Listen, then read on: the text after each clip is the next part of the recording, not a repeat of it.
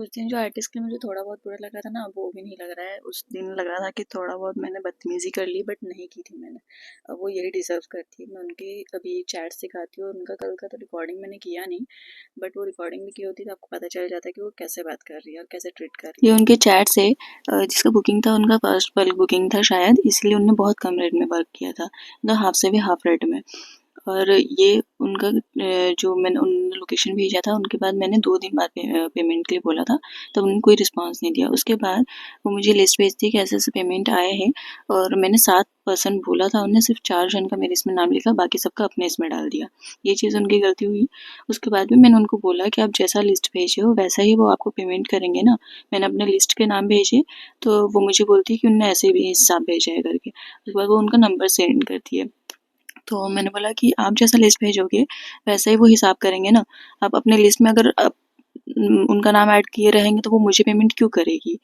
तो उनने फिर अपने बनाए हुए लिस्ट भेजे कि मैंने ऐसे-ऐसे लिखा था, तेरे सामने ही लिखा था। एक तो उनकी बोलने की टोनिंग भी बहुत गलत थी, और कॉल पे तो वो इससे भी ज़्यादा बदतमीज़ी से बात कर रही थी। कॉल पे तो मैंने आधी बात सुनी, उसके बाद कट कर दिया कॉल। उसके बाद मैंने बात ही नहीं किया। और ये था उनका बनाया हुआ लिस्ट, जिसमें वो अपने नाम के नीचे भी डबल लाइन दे रही है, मेरे नाम के नीचे भी डबल लाइन दे रही है।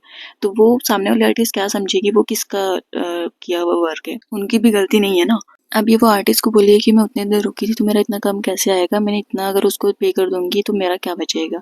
यही चीज़ मैं उनको बोली थी कि यहाँ पे बैठने का पैसा नहीं मिलेगा, जितना वर्क करोगे उसका पैसा मिलेगा। वो चीज़ उनको उस टाइम नहीं समझ आ रही थी। उनका बोलना है कि वो ज़्यादा देर रुकी थी, मतलब दोपहर से लेकर रात तक रुकी थी, इसीलिए उनका ज़्यादा पैसा निकलना चाहिए और मेरा कम निकलना चाहिए। मैं 1 डेढ़ घंटा वर्क करके निकल गई थी।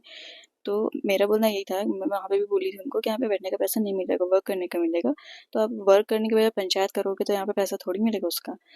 और अब वो आर्टिस्ट को बोल रही है जिनका बुकिंग था कि आप उनको बोलो कि आपने कमीशन कट किया है, और आपको जितना पेमेंट गया है उतना ही आपका टोटलिंग हुआ था, बाकी मैंने कमीशन में काटा है। जबकि मेरे पैसे वो रखेगी, और वो थर्ड आर्टिस्ट को बोल रही है कि आप बोल दो कि मैंने कमीशन काटा है, उतना ही आपका पेमेंट हुआ है।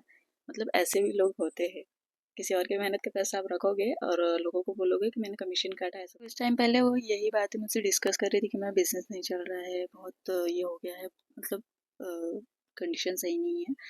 बट जैसा उनका बिहेवियर है, इसके पहले वो जैसे काम करती थी किसी और के अंडर में काम करती थी, और उनसे भी उनका इस बिहेवियर की वजह से ही सब कुछ बिगड़ा है, और वो उनके कांटेक्ट से हट गई है अब, और इसलिए उनका बिजनेस भी नहीं चल रहा है।